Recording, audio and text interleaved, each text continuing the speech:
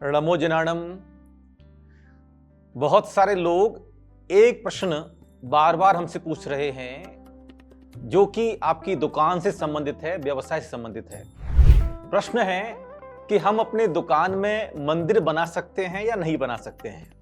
और ये प्रश्न लगभग सभी के दिमाग में आता भी है कि दुकान के अंदर मंदिर होना चाहिए कि नहीं होना चाहिए। देखिएगा, दुकान क्या है, फैक्ट्री क्या है, वो आपका एक व्यवसाय का माध्यम है जहां से आप धन का उपार्जन करते हैं, लक्ष्मी का उपार्जन करते हैं। अब मंदिर में पहली बात तो ये समझिए कि मंदिर क्या है। मंदिर में भगवान जहां प्रतिष्ठित होकर के विराजमान रहते हैं वो मंदिर है। तो बेसिकली मंदिर तो जो बड़े विशाल मंदिर होते हैं जहां हम जाकर के पूजा पाठ अर्चना करते हैं, दुकान में, घर में हम एक छोटा सा एक आला बना लेते हैं जिसके अंदर हम कुछ भगवान की फोटोग्राफ्स या कोई मूर्ति प्लास्टिक की या कांच की या कोई यंत्र वगैरह स्थापित कर देते हैं और रोजाना दुकान खोलने के बाद वहां पर दिया या अगरबत्ती जला करके हम एक शुभ भावना पाते हैं। तो वो आला मंदिर का जो आला है वो दुकान में होना चाहिए या नहीं होना चाहिए। देखिएगा, ऐसा जो पवित्र स्थान है वो दुकान में आप ऐसी जगह रखें जहां पर आपकी दृष्टि तो पड़े लेकिन ग्राहक इत्यादि की दृष्टि आपके मंदिर पर, आपके धर्म क्षेत्र पर नहीं पड़नी चाहिए। ज्योतिष शास्त्र और वास्तुशास्त्र के अनुसार ऐसी मान्यता है कि आपका भजन और भोजन एकांत में हो तो ज्यादा अच्छा होता है। तो आप किस प्रभु की आराधना करते हैं, किस इष्ट देव की आराधना करते हैं, किस यंत्र की आप साधना करते हैं, आराधना करते हैं, ये जानकारी आपके लिए तो श्रेयस्कर हो सकती है, लेकिन किसी अन्य व्यक्ति के लिए या कोई अन्य व्यक्ति आपके मंदिर को देखता है तो कहीं ना कहीं ऐसी मान्यता है ज्योतिष शास्त्रों में कि आपके मंदिर की जो एनर्जी है, आपकी दुकान की जो एनर्जी है वो डाउनग्रेड हो जाती है।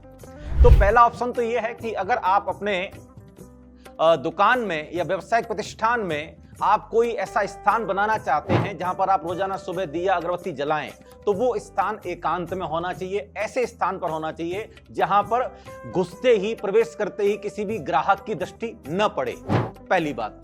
दूसरी बात, जब आप सुबह अपने मंदिर के आले में दीपक जलाते हैं या धूप बत्ती जलाते हैं, उस समय आप उसका पर्दा खोलें और बाद में उसका पर्दा लगा दें। आपके दुकान का जो आला है, पूजा वाला जो आला है, वो ढका रहना चाहिए, उसमें कवर्ड हो, दरवाजे हो तो ज्यादा बेहतर है, वो खुला हुआ नहीं होना चाहिए। तीसरी बात, क्या हम भगवान को विराजमान कर सकते हैं? देखिएगा, भगवान के फोटोग्राफ्स या कोई ऐसा अप्रतिष्ठित यंत्र या कोई भी ऐसी चीज जो जिसकी प्राण प्रतिष्ठा नहीं की गई है, ऐसी चीजों को विराजमान करने से कोई भी प्रतिफल आपको नहीं मिलता है। व्यवसायिक प्रतिष्ठान में क्या विराजमान करें? तो ज्योतिष शास्त्रों में दो तरह की मान्यता मिलती हैं जो आपको समझ लेनी चाहिए। आप अपने व्यवसायिक प्रतिष्ठान में एक तो मंगल कलश विराजमान करें।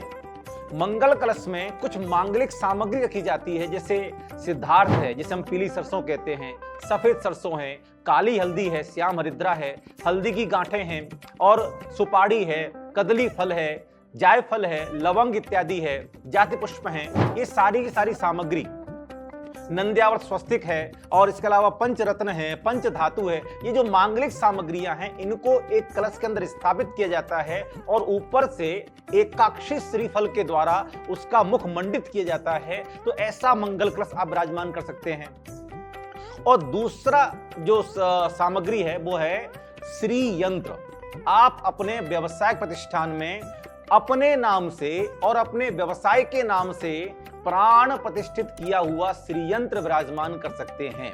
बहुत तरह के भगवान की फोटोग्राफ्स जिन मंदिरों में विराजमान रहती हैं या बहुत तरह के आपने यंत्र लगा लिए हैं अलग अलग तरीके के, तो उनसे पॉजिटिविटी की जगह कई बार नेगेटिविटी क्रिएट होती है और आपको लगता है कि हमारी दुकान नहीं चल रही है या हमारा व्यवसाय नहीं बढ़ रहा है। तो सबसे पहले मैं आपसे निवेदन करना चाहता हूं, हमने हालांकि इस पूरी श्रृंखला बनाई हुई है कि दुकान खोलने से पहले क्या करें, वो वीडियो आप जरूर देखिएगा, हमारे चैनल पर है कि दुकान खोलने से पहले क्या करना है और दुकान खोलने के पश्चात जब आप अपने दुकान में दिया बाती कर रहे हैं उस समय आपके दुकान का पूजा वाला घर या पूजा वाला जो आला है वो कवर्ड हो और साथ ही साथ उसमें बहुत तरीके की चीजें ना हो, क्योंकि बहुत तरीके की चीजें होती हैं तो इससे गंदगी बढ़ती है, डस्ट बढ़ती है। तो बेहतर ऑप्शन ये है कि आप कम से कम सामान रखिए, एक मंगल कलश रखिए, एक श्री यंत्र विराजमान कीजिए और एक अपने धर्म की कोई भी अच्छी पुस्तक, आप यदि जैन धर्म से फॉलो करते हैं तो जिनवाणी विराजमान करें,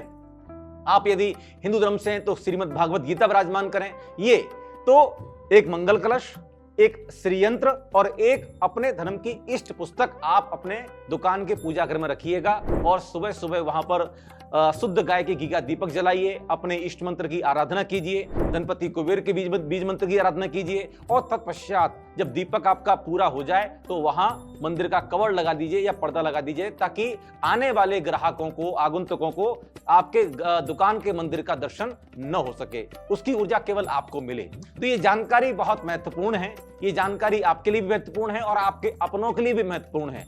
दुकान में मंदिर बनाए न बनाए, बना सकते हैं, कोई आपत्ति नहीं, लेकिन उसमें बहुत तरह के देवी देवताओं को विराजमान मत कीजिए। देवी देवताओं का स्थान अपने हृदय में रखिए और मंदिर जहां होते हैं, प्रतिष्ठित होते हैं, आप वहां जाके उनकी पूजा कीजिएगा। दुकान में बहुत तरह के देवी देवताओं को विराजमान करने की आवश्यकता नहीं है।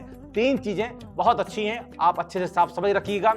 आपके दुकान वाले पूजा घर में यदि धूल जम रही है, गंदगी जम रही है, मकड़ी के जाल लग रहे हैं, तो समझ जाइएगा कि आपकी दुकान में आवक नहीं होगी, आपकी दुकान में धन की वृद्धि नहीं होगी। आपकी दुकान का आला जितना साफ रहेगा उतना ज्यादा आपका मन साफ रहेगा, आपकी दुकान में धन की वृद्धि होगी, व्यापार की वृद्धि होगी। तो दुकान वाले पूजा घर को साफ भी रखना है और साथ ही साथ वहां पर बहुत तामझाम नहीं करना है, सेलेक्टेड चीज रखिएगा ताकि स्वच्छता भी बनी रहे, पवित्रता बनी रहे। और ज्योतिष शास्त्रों में, मंत्र शास्त्रों में जो उल्लेख प्राप्त होता है उसके आधार पर बता रहा हूं, तो मांगलिक चीजों को आप विराजमान करें तो एक मंगल कलश, एक श्री यंत्र और एक अपने धर्म की पुस्तक रखिएगा। ज्यादा तामझाम करने की आवश्यकता नहीं है और आप स्वयं देखेंगे कि आपकी दुकान की पॉजिटिविटी बढ़ी है, आपकी दुकान में नेगेटिविटी घटी है और दुकान से धन की वृद्धि होना शुरू हो गई है, व्यापार की वृद्धि होना शुरू हो गई है। तो आपके व्यापार की वृद्धि हो, धन की वृद्धि हो, लक्ष्मी का लाभ हो, हमारा यही उद्देश्य है, यही कामना है। ये जानकारी बहुत महत्वपूर्ण है, तो आप इसे शेयर कीजिएगा अपनों के साथ। ये जानकारी आप शेयर करेंगे तो उनको भी इसका लाभ मिलेगा और उनके जीवन में भी आर्थिक समृद्धि मिलेगी, आर्थिक समस्याओं से मुक्ति मिलेगी। आप सभी आर्थिक समस्याओं से मुक्त हों, यही भावना है। ओम अरहम।